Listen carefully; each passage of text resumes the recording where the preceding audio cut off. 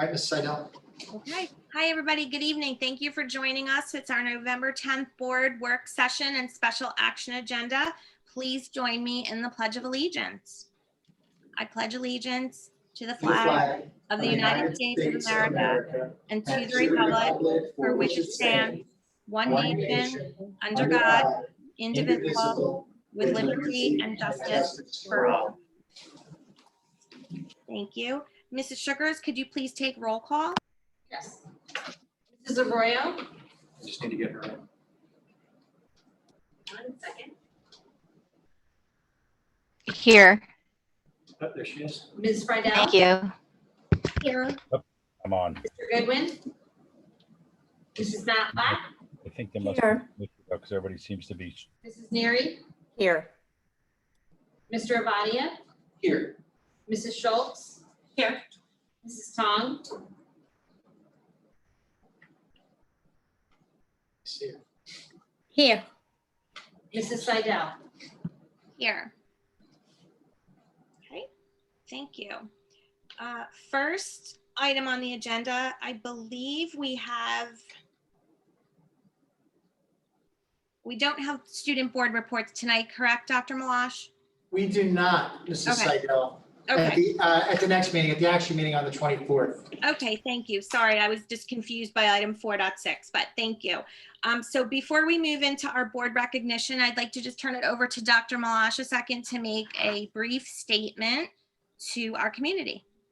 Thank you, Ms. Seidel. I appreciate the time, and I appreciate the time from the board and from the community. I just wanted to provide an update regarding the announcement that we sent out yesterday early yesterday evening, delaying the start of the hybrid schedule, bringing students back into the buildings. First, I understand the frustration that families were experiencing. I understand the frustration that announcement brought. In what we do as a school district, our primary focus always is on health and safety. Because of the issue that we are dealing with in the pandemic, one of the regular contacts that we have is with the Camden County Department of Health. And it's in a consultative model that we rely on the experts in community health to fill us in on what's going on in Cherry Hill, in Camden County, and ultimately in the state, in this instance with COVID-19. Part of the discussions that took place yesterday when we got a call from the Camden County Department of Health just before 3 o'clock was that they had seen a spike, what they referred to as a spike in cases among children between the ages of 7 and 18 that occurred between Saturday, Sunday, and Monday, with the notifications coming into the County Department of Health. About 36 students from across our school district that ended up with positive COVID-19 tests, which brings a great deal of concern. So in the consultative model that we have with the County Department of Health, we have discussion. Ms. Adrian and I participated quite some time in a discussion with the Department of Health, and ultimately they made the recommendation that we not bring students back to school. That recommendation was then followed up with on the phone, was followed up with an email at about 3:30, almost 3:30 in the afternoon. We go through, and then our communication process goes through a number of different layers. One, we need to prepare information that is shared and sent out to the community. So we do that, and it goes through, we prepare it internally, we share it with the Board of Education, we share it with the administrative team, we share it with the staff in the district. And again, it's about 1,700 employees. And then we get it out to families into the community after that. Again, I know that it was a shock, and I know how incredibly frustrating. Part of the reality is that's what we are dealing with in the pandemic. We are not, Cherry Hill is not alone as a school district in dealing with these challenges and in dealing with the reality that there are spikes in cases in communities. Part of the question that came from the Department of Health was a worry about kids in this age group. As we have not had children in schools, they're concerned about what's the interconnectedness, what's it look like within the community, and where are these positive results coming from? What's taking place? So we send out that information, we share it with the community, we push it out. Like I say, and I heard from people that were upset. There was no doubt about it. I also heard from people that were pleased that kids were not coming back in, talk about the safety. So that brings us to today. Because we are in communication with the County Department of Health virtually every day to talk about the situation with staff members and with students and what's going on within our community. During conversation late this afternoon with the Executive County Superintendent of Schools, with the Camden County Director of Health and members of his staff. They made the recommendation and ultimately feel that they have been able to get their arms around the contact tracing with those students, with the members of our community, those students who had the positive results over the last few days, and feel that we can move forward now with bringing students back into the building. Now, we will share additional information with the community tomorrow, probably afternoon, because again, there's a number of different layers that we need to go through in terms of contact and transportation and making sure that that is ready to go. Contacting and going through staff, the administrative team, the instructional staff, and the support staff. Because of our schedule this week, we only have students in class on Wednesday and Thursday. Please remember that Friday, November the 13th, is an in-service day. That's something that we discussed as a district during the course of the last couple of years. Came out of requests and discussion in the community, support from the Cultural Proficiency, Equity, and Character Education team, that we would have an in-service day because Friday is the observance of Diwali, which many members of our community celebrate. So we are thrilled that those members of our community are able to celebrate the holiday and not have to choose about whether or not to have their children involved in class. Friday is an in-service day. So we made the determination, we can't say that we want kids to be back in school tomorrow. There's just not enough time, and not to do it for one day on Thursday.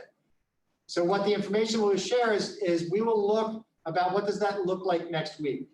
So letter and information will come out to the staff, to the community tomorrow, probably afternoon. This is going to be an ongoing process. This is going to be an ongoing discussion. Parents and families, I implored you in my communication yesterday, please make sure you are practicing with your children every day those mitigation practices, wearing of the mask, appropriate hand hygiene, appropriate social distancing.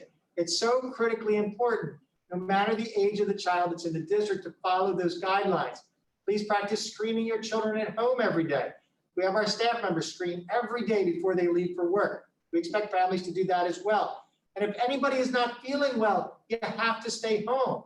Staff members, students, we do not want people who do not feel well to come into school. Parents have the right to make the choice to keep their kids on remote instruction. If your child, if you've made the decision or had made the decision up to this point that you wanted your child to be on hybrid instruction, and over the course of the next week or whatever it is, if you make a change or determine this is not right, you just need to contact the building principal and have that discussion with them. Again, parents have the right to choose that. But I am excited by the announcement and the information we received from the Department of Health late this afternoon. Like I said, tomorrow, probably afternoon, we will share that information out, community, staff members, family members, so that all of that is clear. We'll be able to lay out what it will look like when we'll be able to have children return to schools in the district, which we are excited to do. But please remember, bringing children back does not mean that then that's a done deal for the rest of the year. We will continue to maintain communication with the health department every single day. We are always going to err on the side of caution. When this determination was made yesterday afternoon, while the board was informed, that's what they were, was informed about what the decision was. This was not action that the Board of Education got together to take to make the determination not to bring kids back. It's not a board determination. Something that we ultimately that rests with me as my responsibility after going through that consultative model, taking the recommendations, taking all that information that comes from the Department of Health, making the determination about what's right for Cherry Hill. So we will continue to do that. But understand, we will be faced with this situation, I am sure, again, as we move forward throughout the course of this winter. Please be diligent. We can all accept additional responsibility to make sure that we are doing as much as we can to stop the spread of the virus. And I think, Mrs. Seidel, that's all for that. Okay, thank you, Dr. Malash. Ben, I think I'm going to turn it over to you again, however, for our board recognition. Yes, thank you. Thank you, Mrs. Seidel. So we are very excited, and we have our commendation sheets that are here that will be mailed out to our students. But this evening, the Board of Education is proud to recognize the following national merit and commended students from Cherry Hills High School East and High School West. So congratulations to these students. I'm going to read their names. I hope that I pronounce. I've been practicing, trying to get phonetic spellings for some. So I hope that I do this correctly. And the certificates all say the same thing, except the names are different. The Board of Education and Central Administration of the Cherry Hill Public Schools proudly congratulate, this is Rohan Origi, Caitlin Sapita, and these are for being commended students in the National Merit Scholarship Program. Adam Dalkilik, Abraham Datla, Tiernan Dawdle, Matthew Dickinson, Kristen Eng, Carly Fowler, Alan Gao, Serena Huang, Thomas G, Justina Lamb, Isabel Lanier,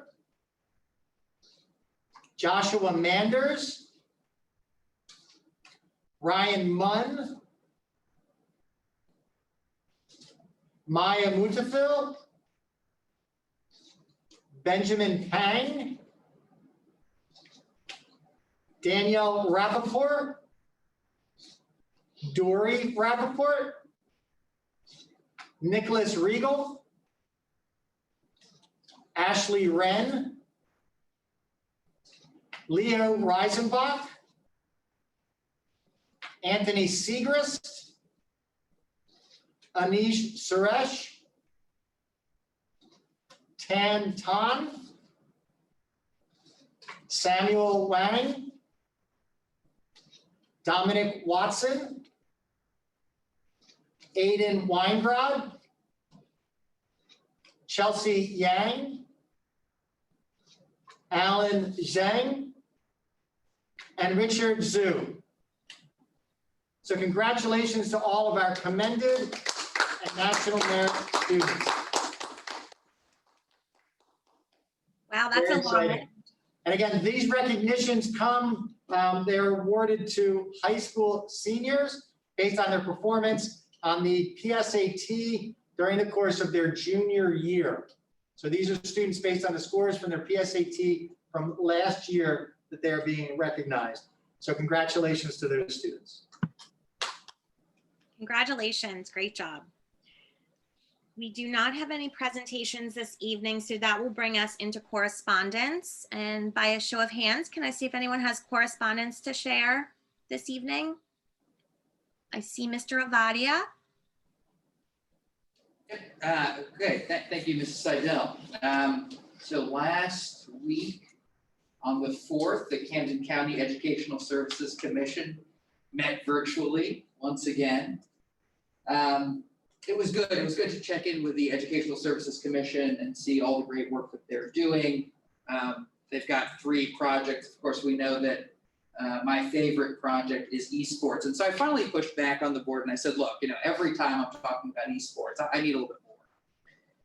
And so they were great. One of the things I said to them is about when we think about esports, and I said to the superintendent there, I said, are we highlighting the fact that this is for all abilities?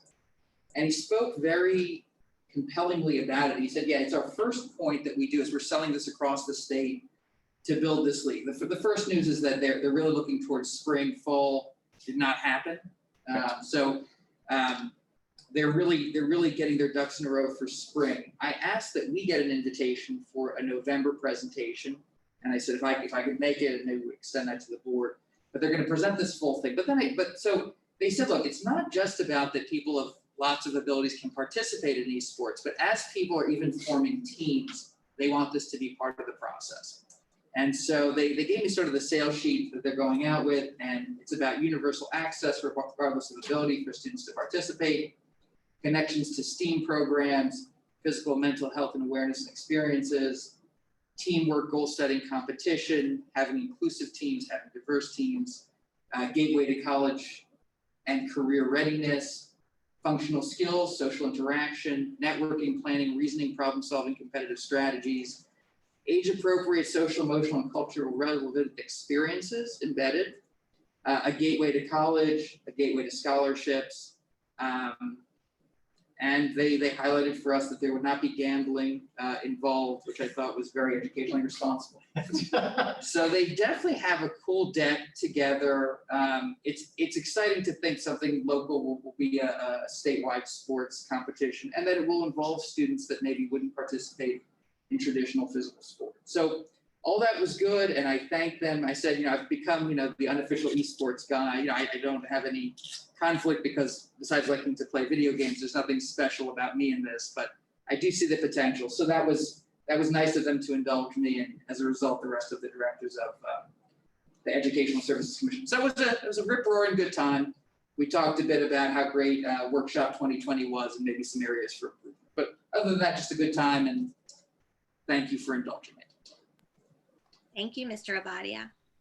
Does anyone else have anything to share? Okay, so that will bring us to our first public comment period. First public comment period is for agenda items that the board will be acting on at this meeting. The second public comment meeting later in the evening will be for any other topic. People were able to submit their public comment via email up to Mrs. Sugars up to noon today. But if you'd like to submit a comment this evening, when prompted during the meeting, click the raise hand button in the bottom bar of the meeting or dial *9 to raise your hand by phone. You'll be called on by name or identified via phone. A prompt will show on your screen asking if you want to unmute. If joining by phone, dial *6 to unmute your phone when prompted. Begin speaking, and at the end of your 3 minutes, you will be muted. So first, I'll turn it over to Mrs. Sugars to see if she received any correspondence for first public comment via email. I did, Mrs. Seidel. I have one item. And this is the agenda item is the We Return to Learn, which is item 11.1. This comment was presented by Gary Levenbach. I'm a parent of 2 children at Stockton Elementary School and wish to express my concern and frustration with the school board administration for its lack of leadership, courage, and creativity in the execution of a return to learn plan. Based on prior communications with the community and last-minute changes in direction, I question whether the decision hastily communicated on Monday afternoon to once again suspend the return to live instruction reflects a hidden desire among the administration and school board to continue with an inadequate virtual learning model indefinitely for reasons that have not been disclosed to parents. First, based on Dr. Malash's own words, the district was not ordered to remain virtual by the county, but rather the approach was suggested. Second, other nearby districts and private schools operating successfully in a hybrid or fully live model were not ordered to close. Third, 36 cases spread across 18 district buildings where student interactions are not occurring at the moment should not require a full district-wide closure. If cases are more concentrated, a school board administration that truly wanted to transition to hybrid would have had the courage to advocate for and proceed with opening some of its schools that were less impacted. Further, I question whether the decision to remain fully virtual for the essential activity of educating our children is consistent with available local data and science on the topic. According to the NJ.gov COVID-19 dashboard, as of November 9th, there have been 0 deaths in the state among children ages 5 to 17 since the outbreak started, 0. Further, with recent advances in treatment and those exhibiting severe COVID-19 related symptoms, infection mortality rates are failing. The CDC states that the best estimate infection fertility rates are 1 per 33,000 infected school-aged children, 1 per 5,000 for infected adults 20 to 49, and 1 in 200 for infected adults aged 50 to 69. I acknowledge that this is a concerning situation, especially for teachers and staff in the district. I do not believe it is severe enough to prevent administration and school board from identifying and remediating gaps in the current return to learn plan and having the courage to implement that plan for certain schools or grade levels where it can be done safely. I also think the district has failed to make the case to the community for why certain COVID metrics, such as the citywide case counts, are important and others such as school-specific counts and outcomes are not. Other countries and more importantly, other communities in our area have figured out how to deliver live instruction this fall. These data points are all around us. And we have failed to study and copy what works. The district has lost confidence from parents. The district cannot compete with nearby communities. The long-term impact of this leadership failure is reduced enrollment, as families with means to do so relocate out of Cherry Hill or decline to move here in the first place, as well as higher private school enrollment within our community. The resulting loss of funding will impact the willingness of our community to approve tax increases in the future to fund sorely needed facility improvements. Recent administration and board focus on curriculum and policy changes to improve equity and equality for all students in our district will not reverse the long-term impact of substandard virtual education for those in our community who lack the resources and home environment required to succeed. The current return to learn model isn't viable. The district must have a singular focus on finding a model that works and acting with urgency to implement it. No other district priority matters to the community if the district remains 100% virtual. The damage to our community will take years to reverse if the administration and board lacks the leadership courage to act on the behalf of our children. And that's it for first public comment. Okay, thank you, Mrs. Sugars. I do not see any hands raised for Yeah, first nor do public comment. I don't see any hands raised, Mrs. Seidel. Okay, good. Now we're seeing the same thing then. Okay. With that, I will then move into our work session agenda, and I will ask Mrs. Matlack to please discuss the last curriculum and instruction meeting. Thank you so much. I have my notes. We met on last week on November 2nd. And we had a couple of items on our agenda. The first one was the high school summer reading for 2021. And Ms. Allison McCartney, the supervisor of curriculum instruction, presented that to us. The ELA curriculum committee, English Language Arts Curriculum Committee, met and we're discussing summer reading for next year. And they would like to change the focus just a little bit to the goals of summer reading. They want to promote reading for reading's sake and expose students to a variety of genres and to foster a school community spirit. The committee is made up of teachers representing every grade level, a special education teacher, an ESL certified teacher, and the high school media specialist. The committee will want to select a district-wide topic for high school summer reading for next year. They want to choose 4 to 5 district-wide books to support the theme. And they will have an additional text for honors or AP for each grade level. So let's see. In that, all students will select one of the school-wide books. An advantage is that there's audiobooks available as well. Students will complete note-taking assignments for it, and then they'll participate in small group discussions in September. This gives the opportunity for multi-grade level discussions and even family discussions over the summer. Some possible sample topics were shared with us. Some topics could be America's Many Stories, Speaking Out and Standing Up, Green Reads. Some possible book titles were also shared with us. And we'll have more on that once the committee finalizes what it is that they would like to offer. So of course, any proposal provides us with new opportunities.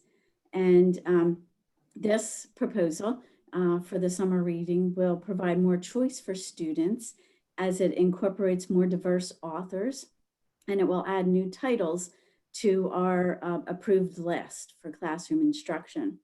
It promotes conversations among grades and levels, and it lowers the stakes for summer reading with a decreased emphasis on grades and an increased emphasis on reading for enjoyment. And it redefines rigor by decreasing the emphasis on the difficulty of the text and focusing more on the analysis of the theme.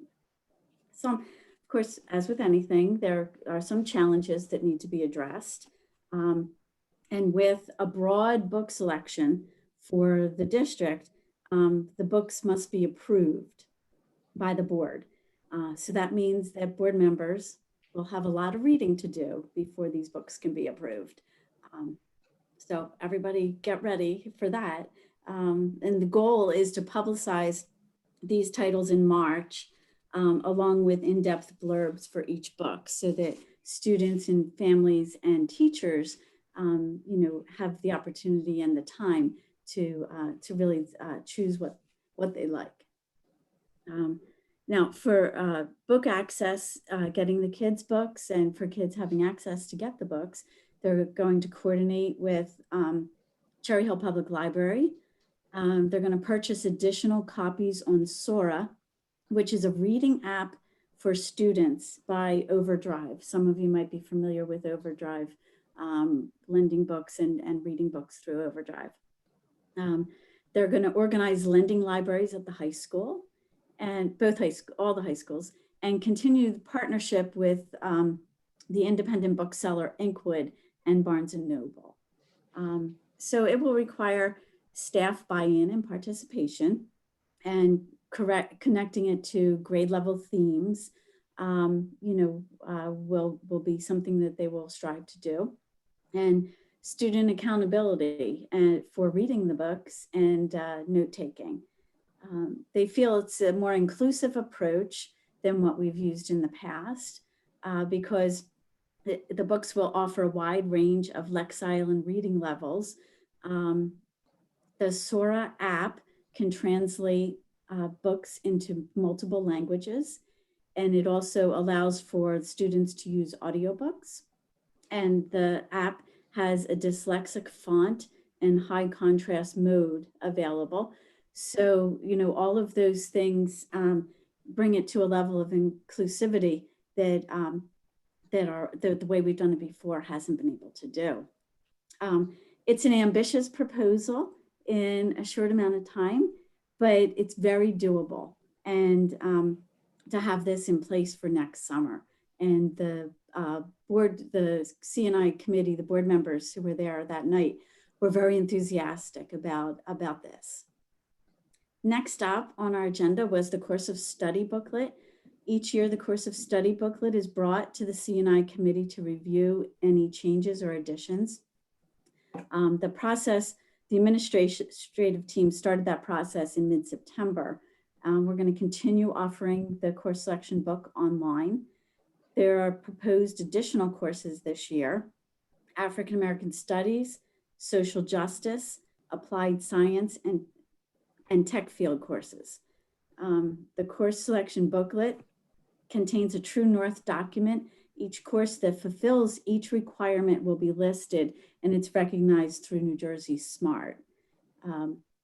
Science and tech courses and a more in-depth update will be given to us on C&I in December. So I'll bring that forward to you next month. One thing I wrote down, and I have to clarify, I wrote down that middle school information nights are set for January. And I think that meant the 8th grade information nights for the high schools. Is that correct, Dr. Mahan? Okay, she's nodding her head yes. So I just wanted to clarify that because I didn't want people to think we meant for the 5th graders for the middle school. We're talking about the 8th graders for the high school and the course selection book for that. Okay, we also had an update from the Social Justice Committee. And just to reiterate, this committee is doing this work as a direct reflection of what our students are telling us that they need. Professors from Stockton University and Monmouth University are consulting on these courses, and they'll meet with teachers and students. Our teachers will write the curriculum with the guidance from these professors.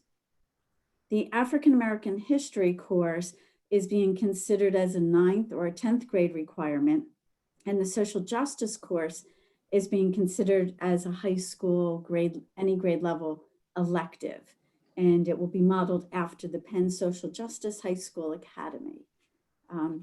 The expectation of the Social Justice Committee is for both to be added next year. And next up on our agenda, we had a discussion of the targeted review for early childhood transition, the data year 2018 to 2019.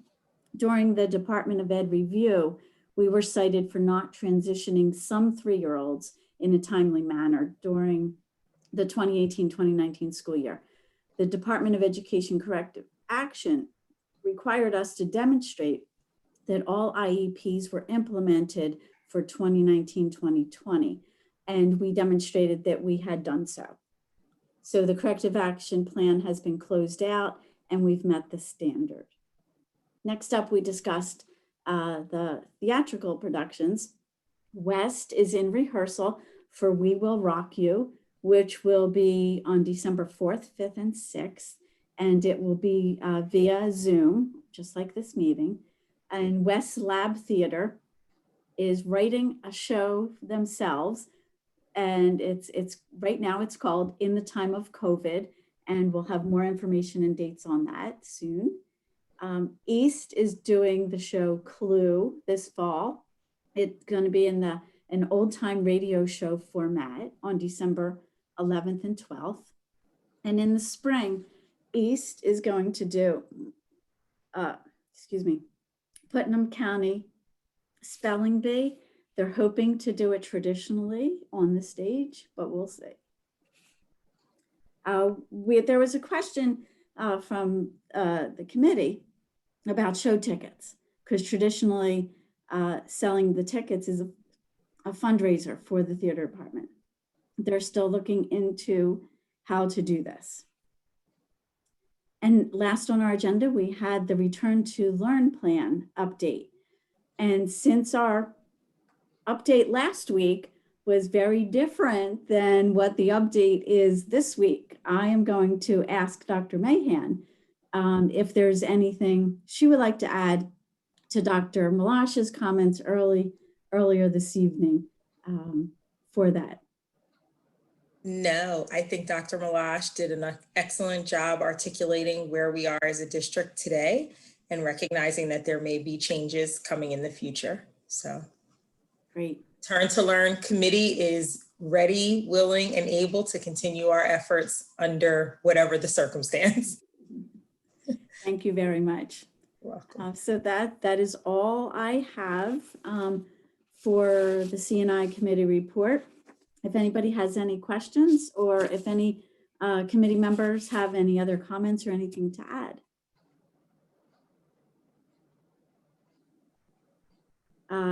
I see Mrs. Friedel has her hand up. Yeah, so with the course offerings with social justice and the African American history course, has there been conversations about how those classes, if it moves forward, will be addressing students with IEPs? So will they be in classes that would have in-class support? You know, a lot of the children are struggling to meet the requirements as it is today. So adding more requirements is something we have to be conscious of. So I don't know if that conversation has happened yet, or you're not that far along. I will let Dr. Mahan answer that, because we did, the committee during our report, we did not get into that level of detail yet. So I'll let her address that. So Mrs. Friedel, great question. As with all of our courses, we think about how will this impact every student in Cherry Hill Public Schools. So speaking specifically to our special education students, Mrs. Wethington and I work very closely together. Mrs. Wethington is the Director of Pupil Services and has been walking the social justice, equity, implementation of the African American Studies and Social Justice course with me the entire route.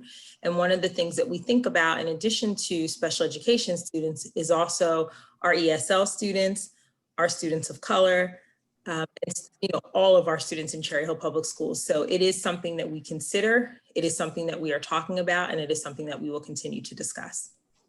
Great, thank you. And thank you for bringing up our bilingual students and the others as well, because, you know, they all are approaching this in a different lens. Absolutely. You're welcome. Thank you. Are there any other questions or comments?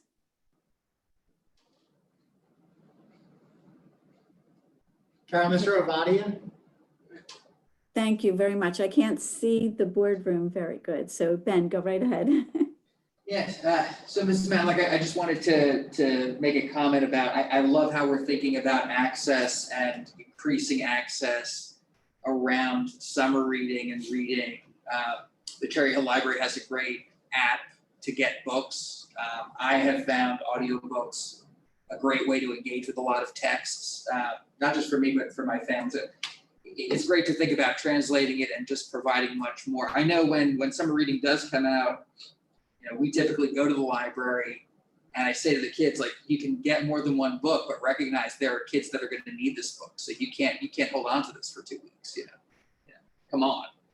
So anyway, the more there can be like less panic and more options, I think it's a great direction. I appreciate that. Thank you.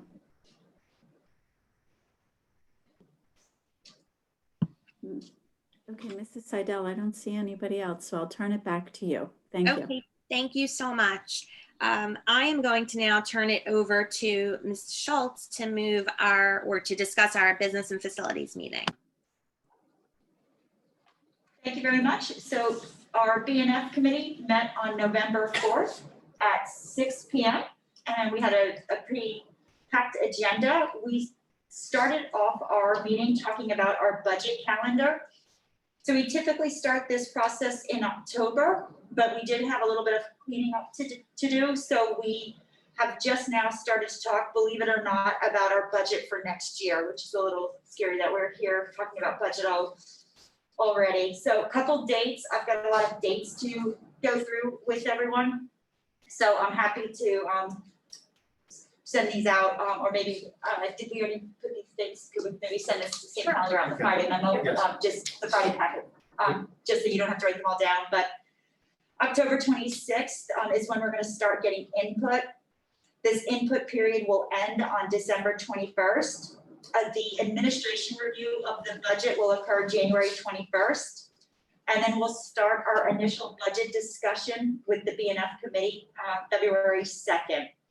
On the 21st of February is when the governor's budget address will take place and the release of the state aid. And so that will allow the full board to have the discussion at the February 23rd meeting. And then March 2nd, we'll have another discussion of the budget with the BNF committee, and we'll do our initial submission approval March 9th. The public hearing will take place April 27th. That must be held between April 24th and May. My handwriting? 7th. May 7th, thank you. And then the deadline to adopt our budget is May 12th. So those are just some key dates in regards to our budget calendar. There was a great question that Ms. Friedel asked, and she did inquire about how board members can have input into the budget. So Mrs. Sugars took the time, she explained that the board input is achieved through the actual committee process. And a great example that was given was full day kindergarten. And the example was that a board member had kind of brought to notion that we think that we should have full day kindergarten. And that's really how the conversation was started in one of the committee meetings that made its way to the superintendent and the superintendent's council. And they started the conversation. They determined how to kind of formulate it, kind of got the ideas going, and then how that does fit into the budget. So I thought that was a great question as we're kind of starting to kind of go through this budget calendar cycle. Next, Mrs. Sugars demoed the budget software tool that is used throughout the district to review and plan for our budget process. So we got a great demo of how that financial software program is used to solicit input from our various schools and departments. And we were shown how the details from the previous year are carried over and used as a reference so that requesters can actually see what was budgeted from the previous years. Next up, we actually went through our CMP and our M1 approvals. These are annual state required approvals that the board must approve each year. Both of these are on tonight's agenda for approvals. The CMP, or it's the Comprehensive Maintenance Plan, this is a plan that we're required to have, and it does require the district to spend money on maintenance. It basically tracks into 3 categories: what we've actually spent on maintenance, what we've budgeted, and what we plan to spend. Just a couple things to note that this is maintenance only items. So it doesn't include capital improvement projects. So things like ADA improvements or paving are not included. It truly is a very budget line driven type of form. And then in regards, these numbers do correspond with the M1 form. And that's more of a detailed it does do more of a detailed expenditures by school. And that, the two forms kind of combine are the minimum required amount that we must spend on maintenance each year. So both of those forms are on the agenda for tonight for approval. And then we spent the last little bit of the meeting talking about QSAC, which is the New Jersey Quality Signal Accountability Continuum. So our district is up for a full QSAC review this year. And the district is slated to be reviewed. There are 5 different sections for QSAC. The first is instruction and program. The second is fiscal management. The third is governance. The fourth is operations. And then the fifth is personnel. So we spent a little bit of time talking about the QSAC and the district performance review. So there are actually 15 indicators under the fiscal management that will actually need to be filled out. So Ms. Sugars went through those indicators. So a couple of examples of some of the indicators are the federal funds, maintaining capital projects, annual building checklist, the secretary's report, the budget calendar, grants, things of that nature kind of fall under these indicators. How it works is the district will score ourselves and then the county will come in and score us. So we went through QSAC.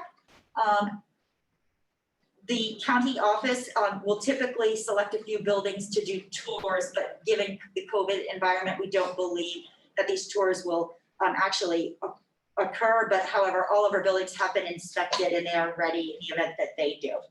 So that was kind of our meeting. I will turn it over to Ms. Sugars to see if you have anything else to add before seeing if any committee members want to add any comments. I have nothing to add. You did a great job. All right. Are there committee members that want to add any comments before we go to questions? I don't see any, so I will open it up to questions.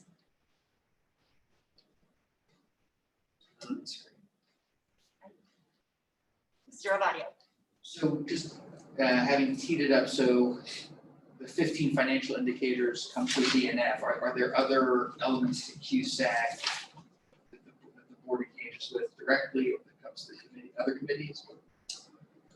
So QSAC is a process that includes a lot of different areas. Some committees will be involved, some departments will be involved.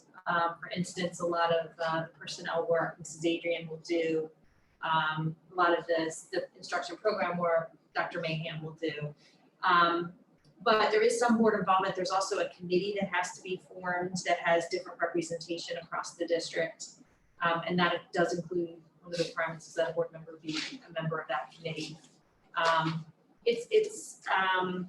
It's really stuff that you're looking at from the previous school year. So you're really going back and providing documentation to show that you met those particular indicators. It's not really something where you're planning for the future. You're really sort of reviewing what you've done in the past. And it's more compliance type things. It's not like or goal type things. It's more like compliance and making sure that you're meeting the minimum standards of the state. So there's a number of different areas, Mr. Vadia. There's instruction and program, fiscal management, governance, operations, and personnel. And it's an electronic audit. Governance includes us. What's that? Governance includes us. Governance includes you, includes the board and what the board does in some aspects. We will have a district-wide committee.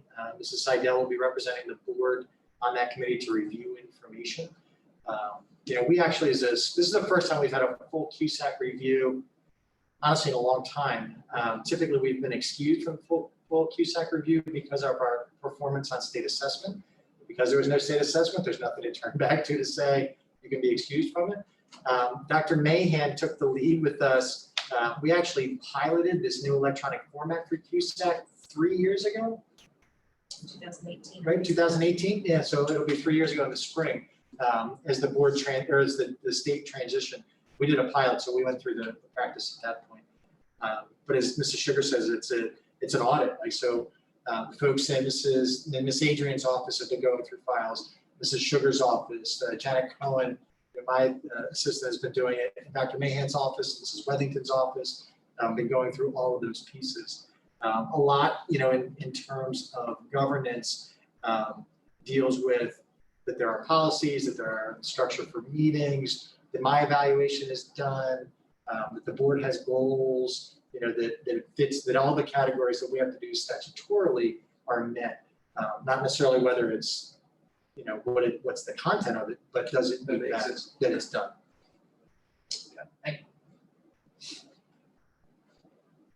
So I'll tell you, it's an incredible volume of work for a lot of people that's spread out across the district. It's a little bit different now that it's electronic. I mean, it used to be literally, because of the size of our district, there would be binders, like we would line up these tables in here as the board, and binders would be lined up, and they would send a team in, bring people from other counties and spend 5 days, in district to go through all the paperwork. Because it's electronic, in some ways it's easier for them to do the review. They don't actually have to be on site, but there's an incredible volume of work that needs to be done. Everything has to be prepared. Ultimately, Janet Cohen will submit all of it. We will be attending next week, I believe, that the county office is running training for it next week, I think on the 17th, which is good. A little challenging because the due date is December 15th. So we've been working on it for a month, but we will get training on what it is. So some of the things have changed already. We were surprised. One of these, with the Department of Ed, we thought there might be something different in the messaging from the department. They may have pushed back a little bit on it, or held back on it, but they just have not, even given the situation that we're dealing with. Okay. I think that's back to you, Mrs. Seidel. Okay, thank you so much, Mrs. Schultz. So up next is HR. And although much of what we discuss in human resources is confidential, I do have a few updates to share with everyone tonight. We had 2 discussions related to benefits. The first is regarding unpaid leave of absence and continuation of benefits. The district will begin to charge employees who are on unpaid leave of absence for their portion of the benefit premium costs on January 1st, 2021, as we switch to the new New Jersey Educators Plan. In addition, due to the recent mandatory changes in benefits, replacement teachers and long-term subs will now receive the designated medical, hospitalization, and prescription under the New Jersey Educators Plan. Eligibility for the coverage will remain the same, and that is the first of the month after 60 days of consecutive employment. Next, as you already heard from the previous committee, the district is preparing to undergo a review for QSAC by the county office. The documents are due for submission by December 15, 2020. So Ms. Adrian and her team are working very diligently to prepare the necessary documents and meet that deadline. The district has had a productive negotiation session with CHASA, which is our bargaining unit that covers our principals and administrators. So more to come on that in the near future. And then the last item that I can discuss tonight is revision to several job descriptions that will be running through the November agenda cycle. And those job descriptions are Assistant Superintendent Pre-K through 12 and Curriculum, Assistant Superintendent Compliance, Equity, and Student Services, and Director of Special Education. And that is what I have for our HR review. Ms. Adrian, do you have anything to add?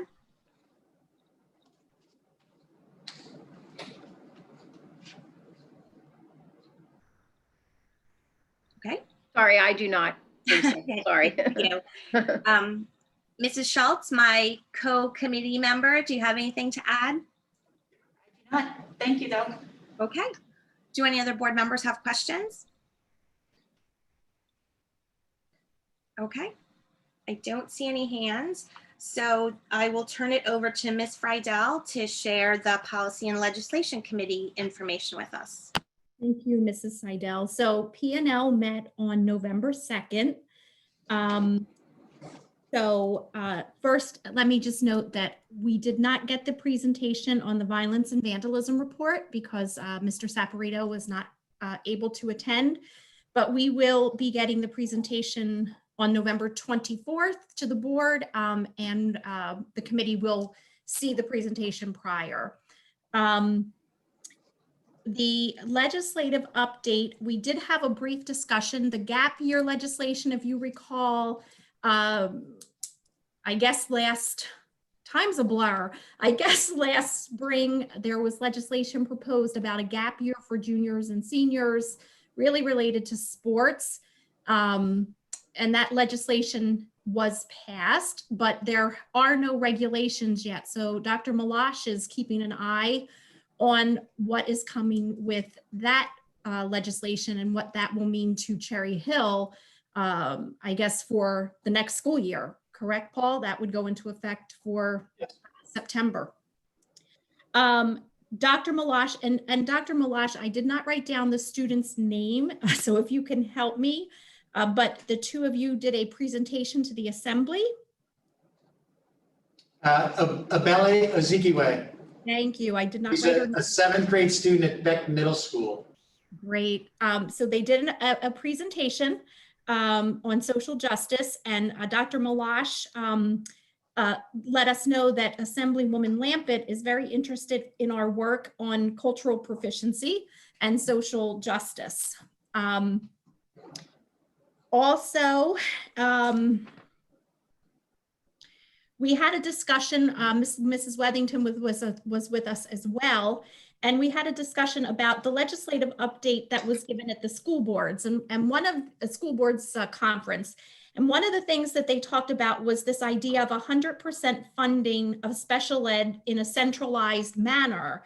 However, it's something that would benefit smaller districts who have smaller numbers of students with IEPs and 504s. However, Cherry Hill has about 2,400 students who are classified with special education plans.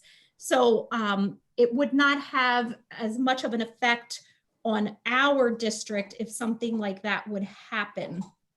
Mrs. Wethington also just shared with us that about 6 to 7% of our special ed population is in out-of-district placements. We do have programs that we have developed to try to keep children in district whenever that is feasible. One of the programs that was mentioned was that at East, we have an autism support program for students, and that it is in its 3rd year of operation.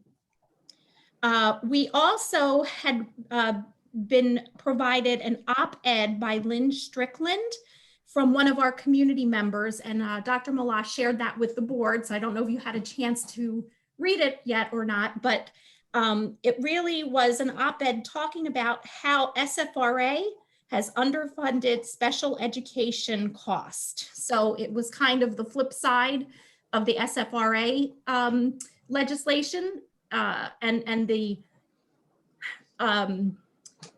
repercussions with special education. Dr. Malash said he would share that article with the Fair Funding Committee for their information. Let's see. At our last meeting,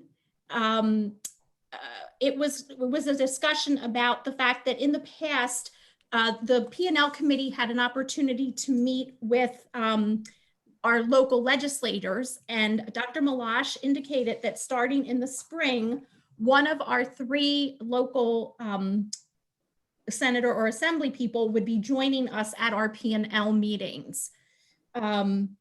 Mrs. Wethington, the next thing we talked about, Mrs. Wethington described the HIB self-assessment process. And the first thing to note about this is that it is not a quality assessment.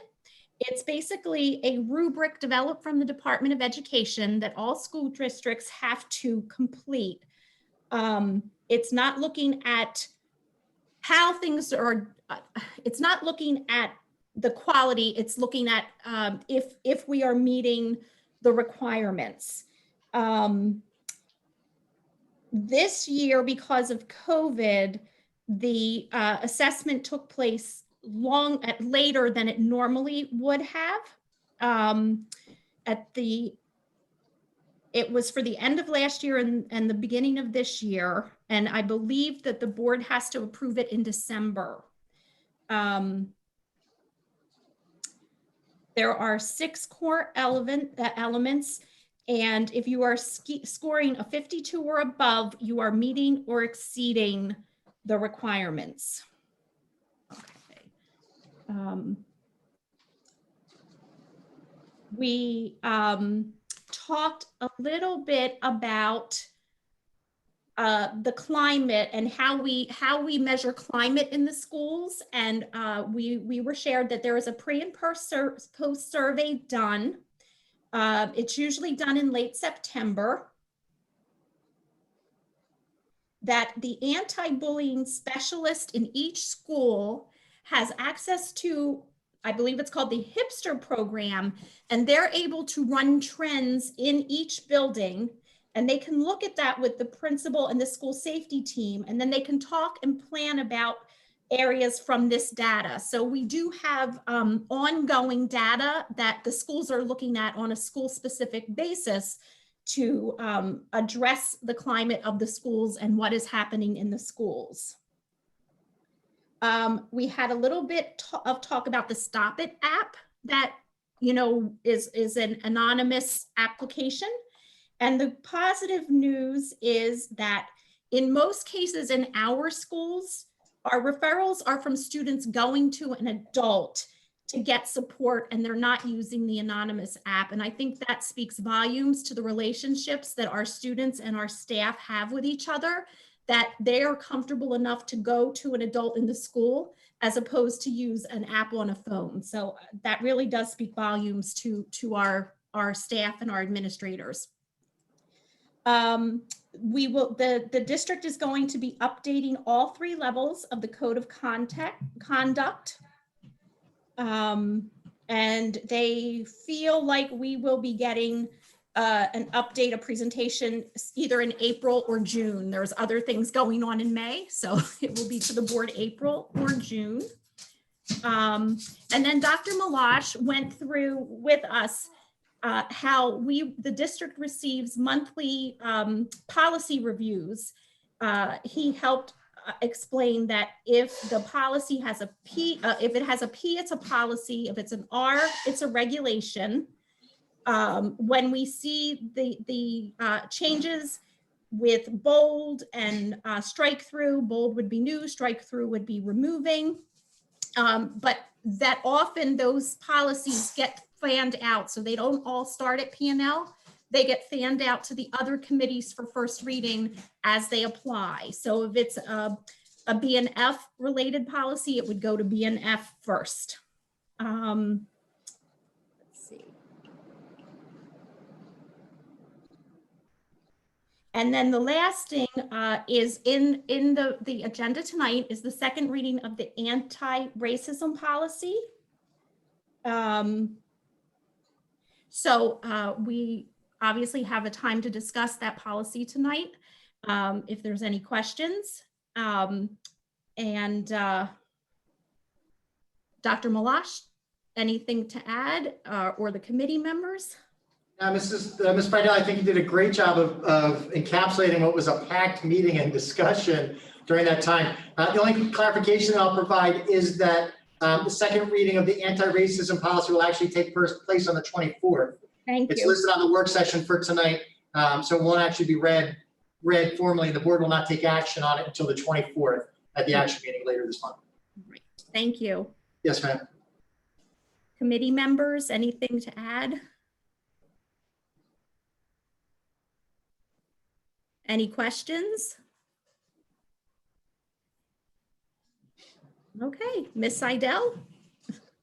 Thank you so much, Ms. Friedel. Now I am going to turn it over to Mr. Avadia to share the updates from the strategic planning meeting.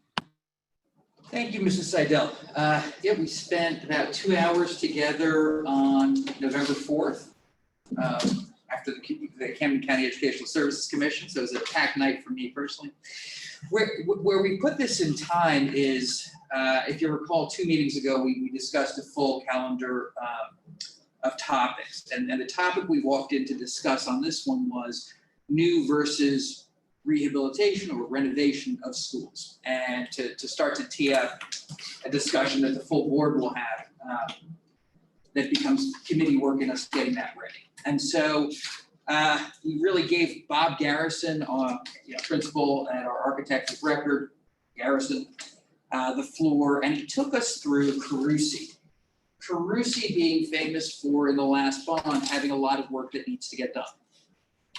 A great in-depth look at what Bob will be doing and delivering to this board in terms of specificity of projects, costing out.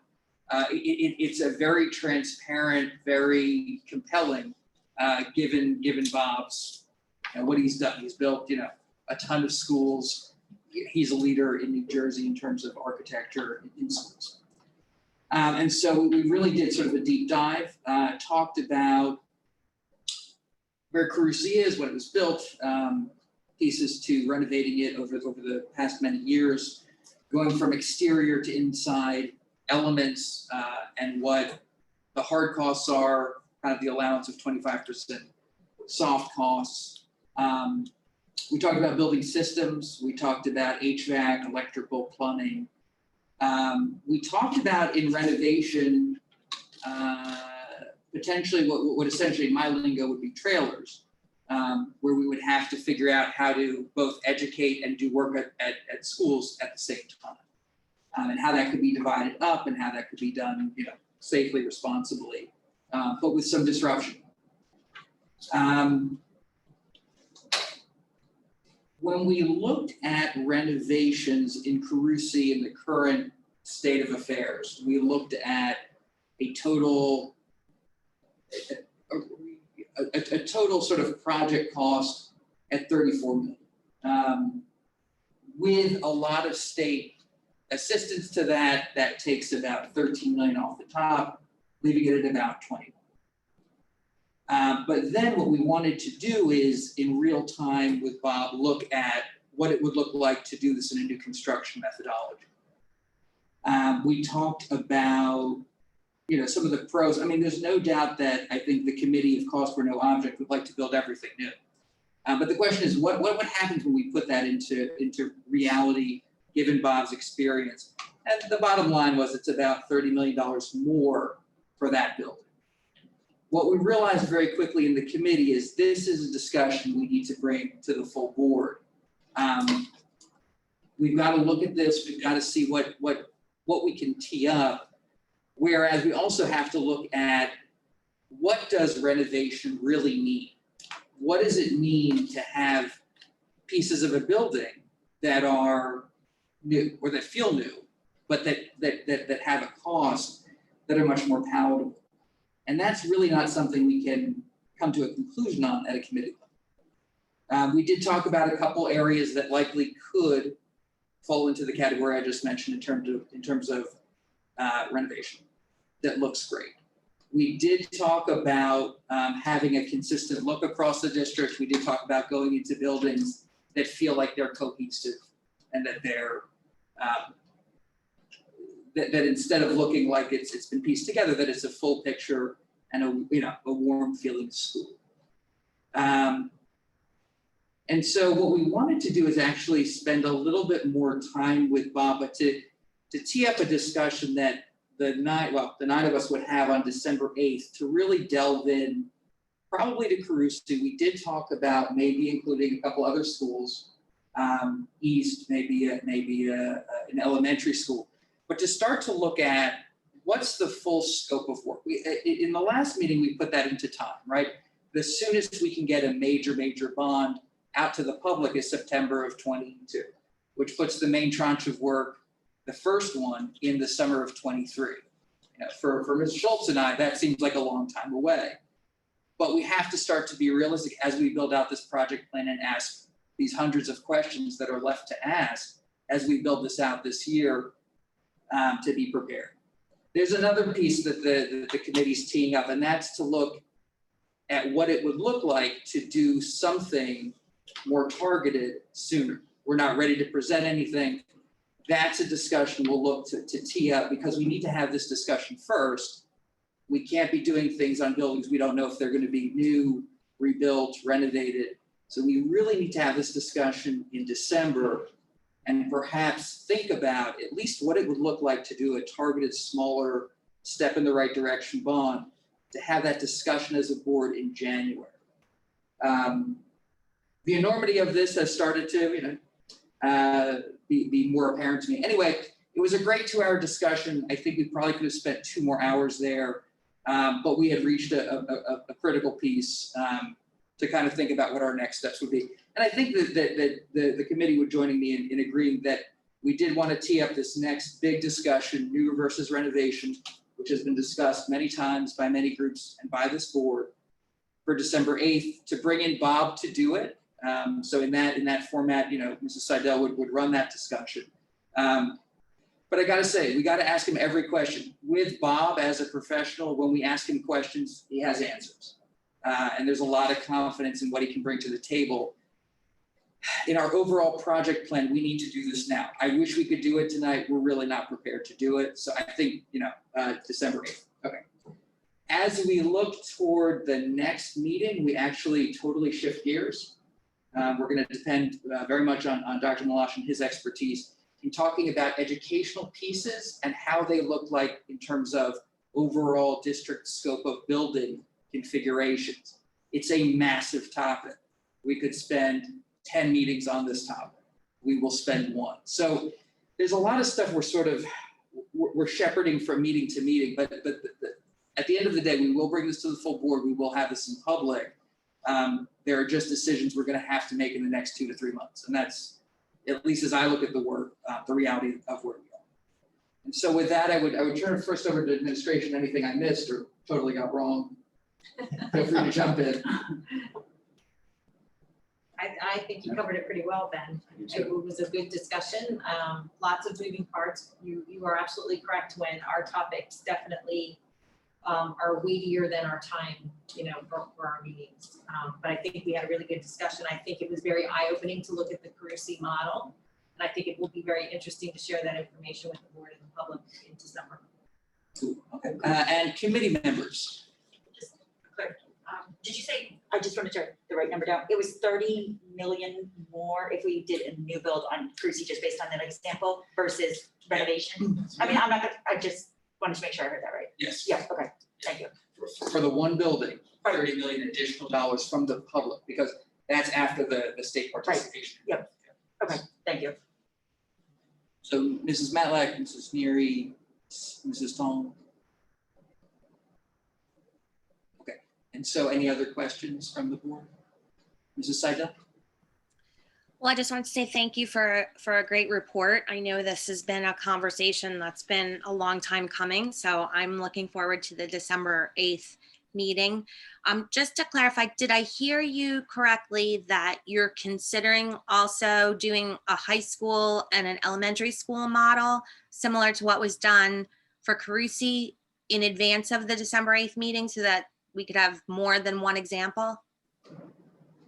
Yeah, so we're going back to Bob with that, and I think we'll be able to do that. Okay, good, because I was going to say that I think it would be really beneficial for the discussion to have one comparison at each of our levels. So that's good. That's good to hear. But other than that, looking forward to the December conversation. Thank you.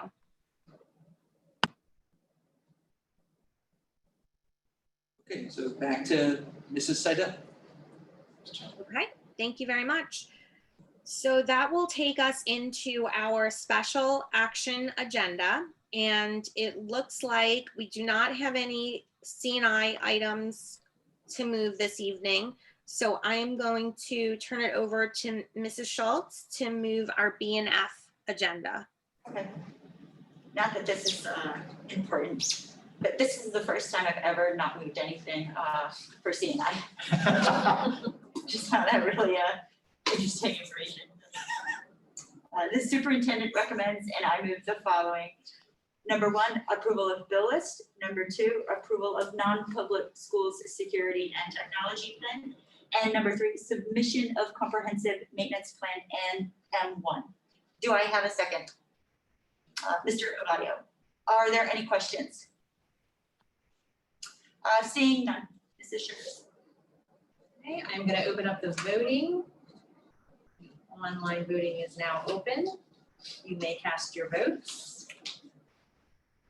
Mrs. Sugars, I need to abstain to Henry Shine on the bill list, please. Okay.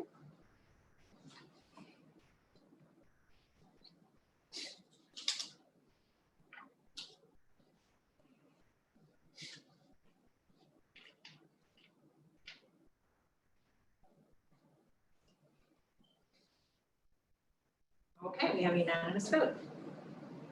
Okay, great. Thank you. Next is Human Resources, and I will move that. The superintendent recommends, and I move the following. Item 1, termination of employment certificated. Item 2, termination of employment non-certificated. Number 3, appointments certificated. Number 4, appointments non-certificated. Number 5, assignment salary change certificated. Number 6, assignment salary change non-certificated. Number 7, other compensation certificated. And number 8, other compensation non-certificated. Do I have a second?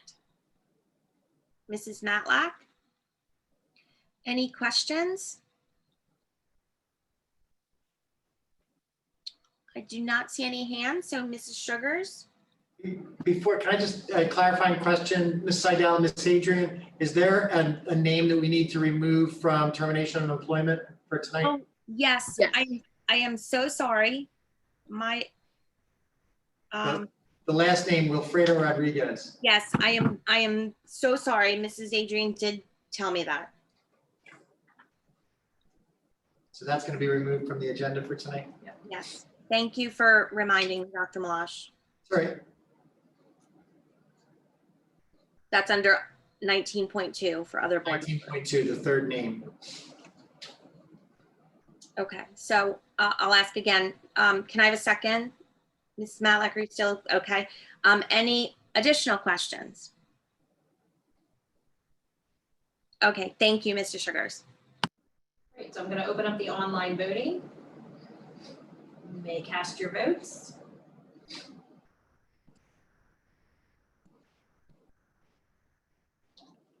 And we have a unanimous vote.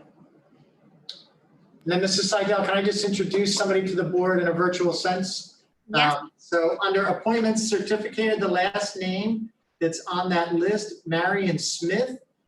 She was you just approved her as the interim assistant business administrator. As you know, we are losing Mrs. Ridgway. Mrs. Ridgway has one more board meeting with us on the 24th of this month. She has been our assistant business administrator since I believe the spring-ish of 2016. Mrs. Ridgway was appointed as the business administrator for the Glassboro School District. So she has done incredible work in the business office, managing the office, the day-to-day operation, transitioning us through a number of different changes over the course of those last almost 5 years. We wish her the best. It certainly is an incredible plus for the Glassboro Public Schools that Mrs. Ridgway is going to be joining them, but she has left her mark here in Cherry Hill. Replacing Lisa, at least for and on an interim basis, is Mrs. Marion Smith, who you just approved. Marion has spent the last 21 years as a school business administrator and board secretary in Burlington County, with 20 consecutive years in the East Hampton Township School District. So Ms. Smith will be with us 3 days per week, working on that per diem. I had a chance to speak with her. I know that Mrs. Seidel, that Mrs. Sugars and Mrs. Ridgway have spoken with her on a number of occasions. She has done everything, soup to nuts, that the business administrator and board secretary has had to do, as she has lived the experience for the last 21 years. So she will certainly be a very good caretaker for the position once Mrs. Ridgway leaves, as we go through the process moving into the spring to find a permanent replacement. So we will look for you, the board, to officially meet her in person or in some way virtually, probably at the first meeting in December. great. Thank you. Thank you, Dr. Malash. And Mrs. Ridgway, we will miss you, but congratulations and welcome to Marion.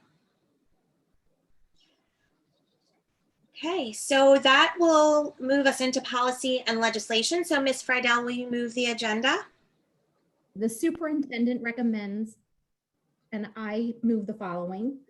20.1, approval of harassment, intimidation, and bullying investigation decisions. Can I have a second? Ms. Seidel, any questions? Seeing none.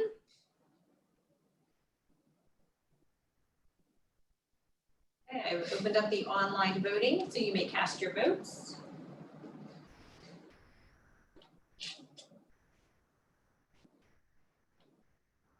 And we have a unanimous vote. Great, thank you, Mrs. Sugars. We do not have any strategic planning items up for vote this evening, so that will move us into our second public comment period. The second public comment is for any topic. First, I will ask Mrs. Sugars to share any public comments that she received via email by noon today. But for those on the phone and with us virtually, to submit a public comment by speaking when prompted in a moment, please click the raise hand button in the bottom bar of the meeting or dial *9 to raise your hand by phone. You'll be called on by name or identified via phone. A prompt will show on your screen asking if you want to unmute. If you're joining by phone, you will dial *6 to unmute your phone when prompted. And at the end of your 3 minutes, you will be muted. And I do see several hands, so I am just going to go in order of how they appear on my screen. And first I will, Mrs. Seidel. yes. I have one item to read. Oh, okay, yep, First. thank you. Okay, so this was from Dr. Jeff Potowitz. Sorry. Beginning. The enclosed PDF is from a blog post on New Jersey Education Aid dated Thursday, October 8th, 2020, entitled 2021 Equalized Valuations Show Economic Trends Forecast State Aid Changes. This is a post concerning local fair share and SFRA calculations. According to the article, equalized valuation is the value of all taxable property in a town. It is used to apportion county taxes and in theory to distribute equalization aid. Total equalized value grew by 2.29% statewide. Hudson County's increase in equalized valuation was $5.9 billion, or 17% of the state's increase. Total growth in equalized valuation for Hudson County was 6.2%. Total increase in equalized valuation for Camden County was 2.7%, one of the highest one-year county increases in the state. The median gain in equalized valuation for towns was 1.66% in 1 year. Collingswood gain is mentioned in the blog post as 3.7%, approximately 2.2 times the median. Cherry Hill's equalized valuation went up approximately 4.5%, or approximately 2.7 times the median.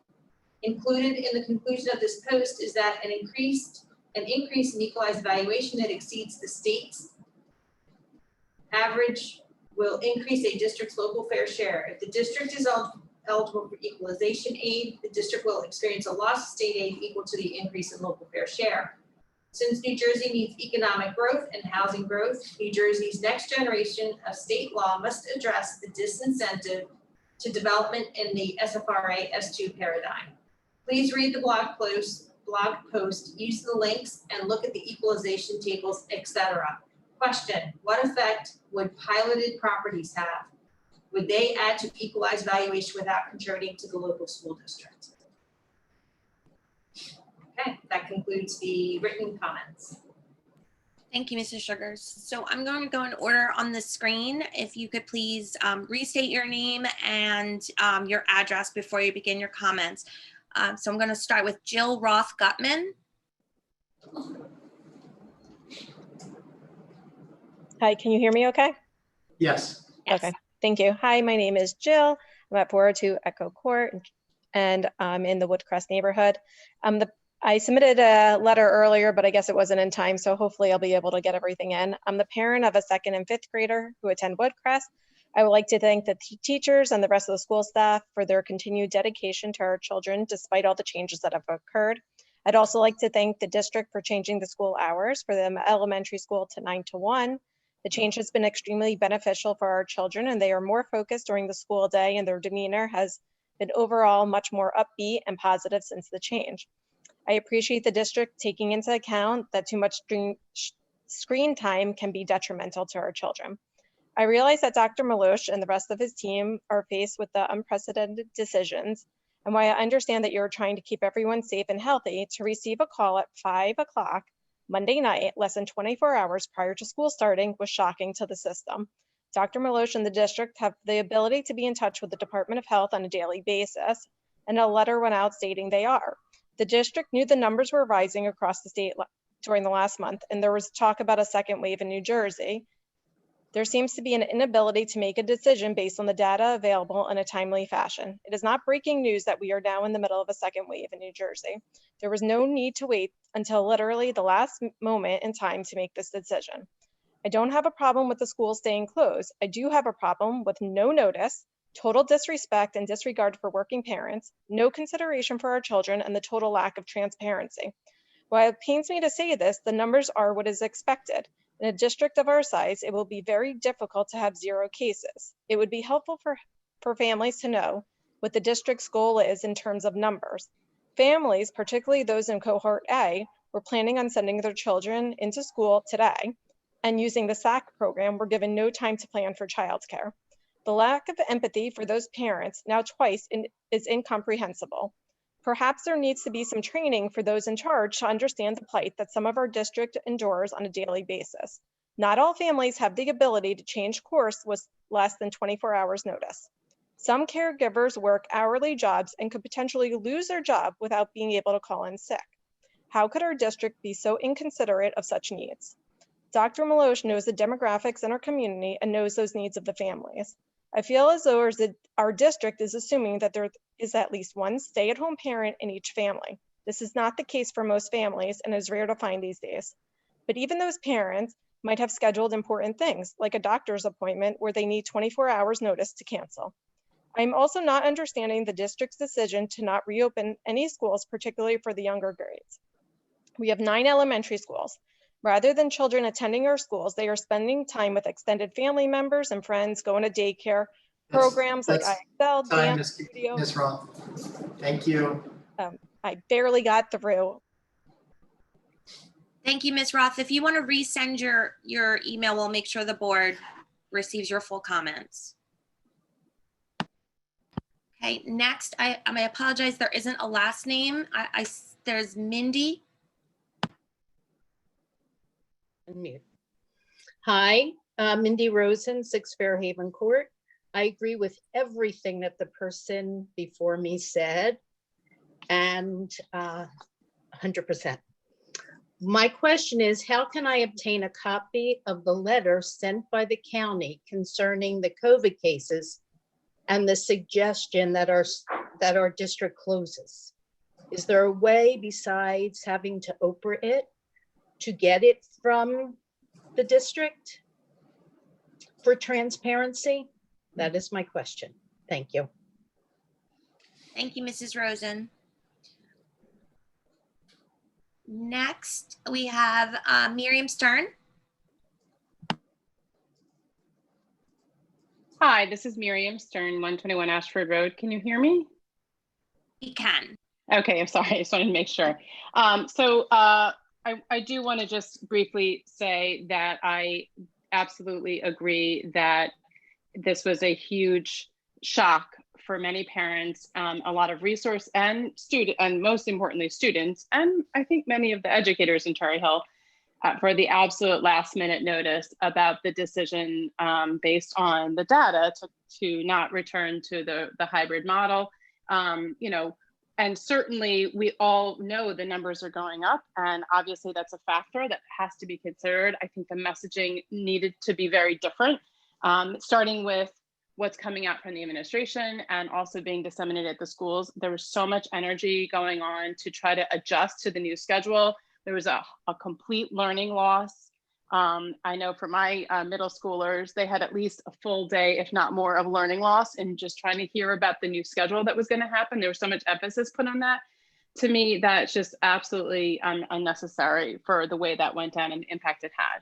I also want to comment on the discussion of the esports. I was very happy to hear about esports now starting to be given some recognition, especially because it does afford equity opportunities to students who want to participate in extracurricular activities who otherwise wouldn't be able to, for various reasons, participate in athletics. One of the things that I've talked about a lot is the amazing robotics club that is literally in the process of becoming defunct at East. There used to be 100 kids that participated every year in that program. And there was a developing program at the middle school level, which has also now been essentially, at least at Rosa, defunct because the leader, Mr. Zagrafos, was moved to East. This is the absolute wrong direction for our district to be going to. We should be embracing and supporting these kinds of activities for students that are an alternative to athletics.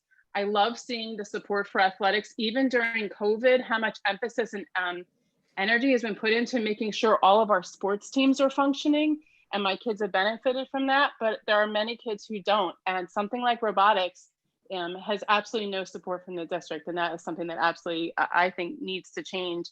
And clearly the rest of the state is seeing that there's a need to go in that direction. So I'm really hoping that's going to be something that gets looked at. Thank you. Thank you, Mrs. Stern. Next, we have Jessica Fingerman.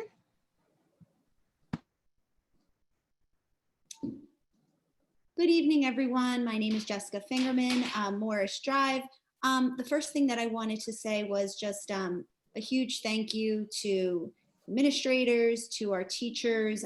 They have been just so wonderful and supportive for my 2 elementary age children. I'm a teacher myself, and so we'll talk about it later. Sorry about that. Sorry, please don't take that off my time. And I know that the decision, the phone call that we got yesterday from Dr. Malash was not an easy decision to make. And, I just wanted to say that I understand. And, it's a tough call. The reason why that I had called in initially was because there was a concern regarding Zoom and the accessibility feature of being able to do closed captioning. But it looks like someone is working on that on your end. So if you guys could get that rectified, that would be fantastic. I think that will be really helpful for people who, struggle with, hearing and whatnot, that they need to be able to, see what's going on in the meetings. The other thing that I think is really great is this transition that you guys have made to Zoom. I found Microsoft Teams to be a bit difficult for me to navigate. And, I think it's really important that we have as much community engagement as possible. And by making it a little bit more user-friendly, I think that that's ideal. The other thing that I really like is this opportunity that we're having right now for people to call in. I know that, and no fault, I think, is it Ms. Sugars that's reading everyone's emails? Certainly no fault to you, Ms. Sugars, but it's just easier for me to understand what everybody's saying when I hear kind of their own tone and their own words, and if they want to elaborate on something and whatnot. I just find that to be a little bit more accessible for me to understand as I'm sitting at home listening. The other thing that I wanted to ask about was further consideration for sending in the younger children and the students with special needs, 504 plans, IEPs to school in person, if that could be possible. I think that need is far greater than for your typical children who don't have a disability and those that are older.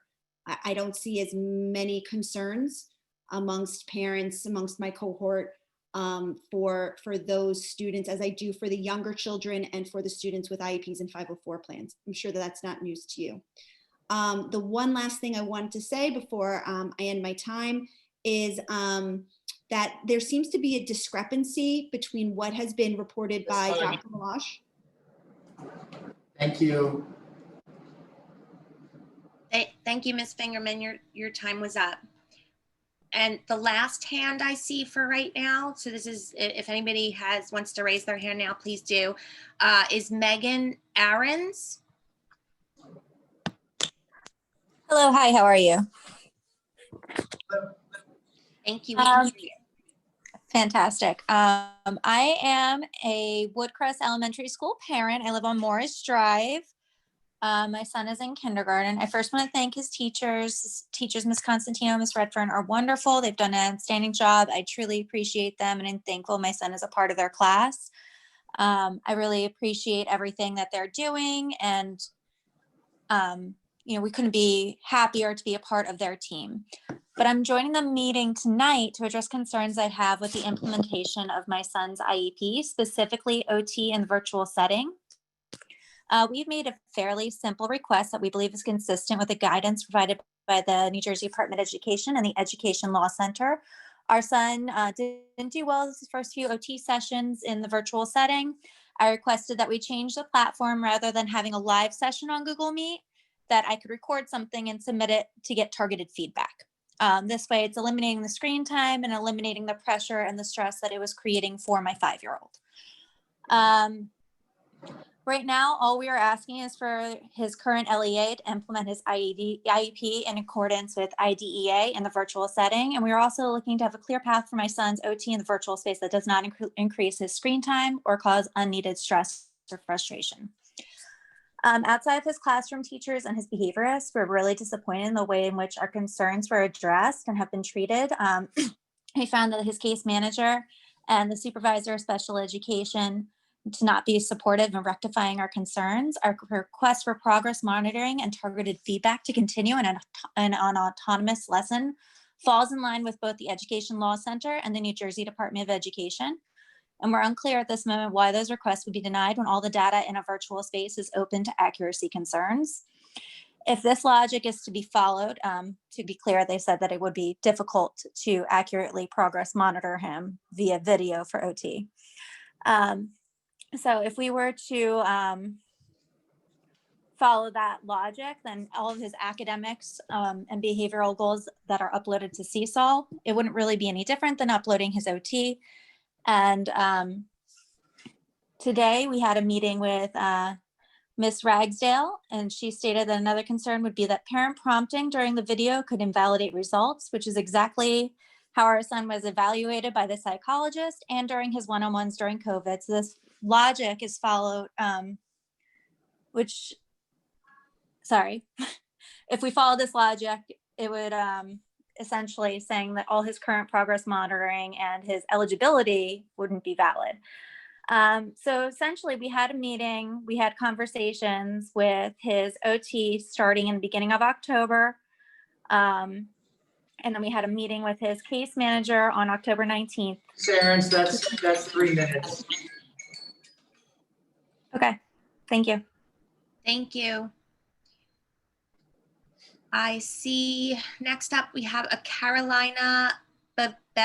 I'm sorry if I'm mispronouncing it. Hi, Carolina Bevid. My address is 1213 Cropwell Road. I would just like to read some CDC recommendations.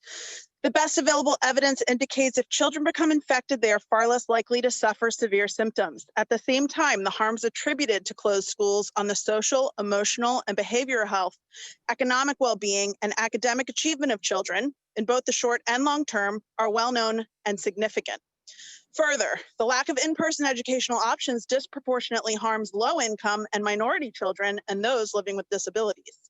These students are far less likely to have access to private instruction and care, and far more likely to rely on key school-supported resources like food programs, special education services, counseling, and after-school programs to meet basic developmental needs. Schools are an important part of the infrastructure of our communities as they provide safe, supportive learning environments for students, employ teachers and other staff, and enable parents, guardians, and caregivers to give work. Schools also provide critical services that help meet the needs of children and families, especially those who are disadvantaged through supporting the development of social and emotional skills, creating a safe environment for learning, identifying and addressing neglect and abuse, fulfilling nutritional needs, and facilitating physical activity. School closure disrupts the delivery of in-person instruction and critical services to children and families, which has negative individual and societal ramifications. The best available evidence from countries that have opened schools indicates that COVID-19 poses low risk to school-aged children, at least in areas with low community transmission, and suggests that children are unlikely to be major drivers of the spread of the virus. Reopening schools creates opportunity to invest in the education, well-being, and future of one of America's greatest assets, our children, while taking every precaution to protect students, teachers, staff, and all their families, which I know Cherry Hill has done with lots of PPE procurement and strong policies in place for social distancing. I would just like to implore the district to consider offering as much in-person instruction as they can, especially for elementary age students. The longer we are out of school for in-person instruction, the more important that is. I also would like to say that I think community transmission would be reduced if students were in school, because they would have less opportunities for unsupervised, not supervised, but what do I want to say? More protected socialization than they do when they're out of school, when they're socializing without proper precautions in place. And I think that would reduce community spread. Thank you. Thank you. Dr. Malash, I don't see any other hands. Can you confirm that you see the same? I do not see any other hands either. Okay. Are there any comments that you would like to respond to or able to address at this time? Yes.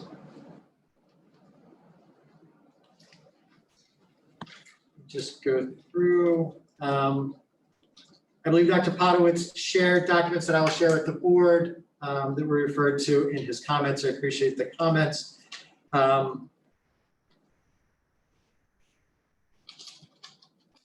You know, that and some people talked about, you know, just the information. Listen, nobody wants to have kids back in schools more than I do. That's a discussion that has gone on since, you know, it'll be 8 months on Friday since we last had children in our classrooms on learning on a regular basis. I want the children to be here. You know, in terms of communicating, again, as I said at the beginning of the meeting, the timing and the way that the message you know, came out last evening is not ideal. I understand.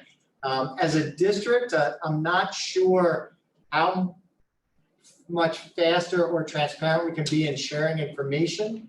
You know, in the time frame that we received that and the recommendations through the Department of Health. As I said in the beginning of the meeting, you know, there'll be additional information that we'll share out, you know, with staff and ultimately with the community, with families tomorrow. About opportunities for children to be able to return to school. We believe we're going to be able to do it prior to November 30th. We'll be sharing that out, you know, tomorrow. You know, there is a piece of going through and looking at and being able to take all the information in and the recommendations that come through, you know, from the public health professionals, you know, in terms of what's going on. We want kids to be here. We want them to be able to do it in a safe manner. If there are specific questions, I know there were some questions about special ed. We can have somebody follow up directly. I know that you mentioned some of the staff members with whom you have already spoken. We will see what can be followed up in terms of that process, at least to talk about what next steps are. I can't go through and talk about anything specific with an individual child or what's going on, you know, in terms of that. We have had, and Ben talked about this earlier, a report out about Camden County Ed Services Commission. Mr. Barrow, who's the Director of Athletics, has gone through some of the initial trainings and participated in the initial discussions here in Camden County regarding esports. He is working on information and a proposal that involves esports and robotics for the middle schools and the high schools, with what that would look like. It's an incredibly important time to do that. As you heard in the report out during DNF, as we are in the midst of building a budget and a budget calendar during the course of this year for the 2021-2022 academic year. So I'll expect to have updates with that as we get through the budget season after the first of the year. I always encourage you know, students where there's a will, there's a way. If there are children that are interested in participating, I know that there is a new esports club. I saw the advertisement for it at High School East. I know that there are students at High School West who have been meeting with an involvement and an interest in esports as well. I do believe I'll be able to share some additional information when we put information out to the community tomorrow regarding communication from the Department of Health. I believe that I'll be able to share additional information tomorrow, which was part of the question as well. The other thing, and I will continue, we put in the information that went out to families, we put information out to families tomorrow. It is so critically important. When I met with Zone PTA this morning, with the extended zone table, and one of the things that we talked about, in terms of concern that came in the discussions with the folks from the Department of Health yesterday, was that we had, a spike of 36 cases with children between the ages, again, between 7 and 18 in Cherry Hill without schools being open. And that question and concern is, the bigger concern, is what's going on in Cherry Hill that doesn't involve the schools. And I think that's something that we all need to ask ourselves, especially, we're coming off a 4-day weekend. We're getting ready for Thanksgiving holiday. There are activities and things going on. Are we making sure, are we being diligent? Are we following through, reminding our children, reminding ourselves about wearing masks, about appropriate, hand hygiene, about social distancing? The comfortability as we continue to move through the fall, we have to be diligent in what's being done. As the adults, we have to set that example. It's our responsibility all the time, in school, in the community, in the stores, outside, whatever it is that we are doing, watching a soccer game in the afternoon, on a Saturday, watching a football game, whatever those activities are, as adults, we need to make sure that we are setting the example for our kids and reminding the kids to do that. Even if they are riding bikes, if they're hanging out with their friends, it is the time to have their masks on. So my little soapbox again for it, but we all can make a difference in terms of what goes on. I think that's all I have, Mrs. Seidel. Okay, thank you. So that will bring us to the end of our meeting tonight. Thank you, everybody, for joining us. I would like to make a motion to adjourn. Could I have a second, please? Ms. Neary, all in favor? Aye. Any opposed? Okay, seeing none, the motion carries. Again, thank you, everybody, for joining us. Have a great evening. Good night. Good night.